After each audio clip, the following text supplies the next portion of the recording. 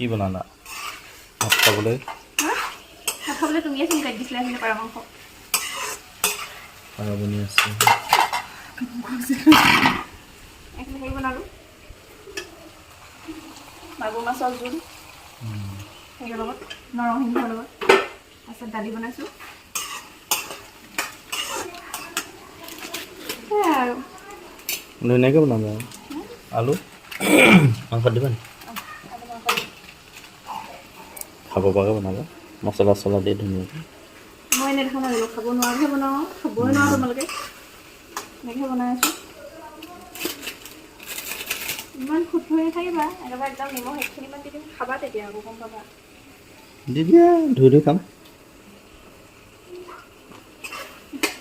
মছলাকৈ বনাব পাৰিবা তুমি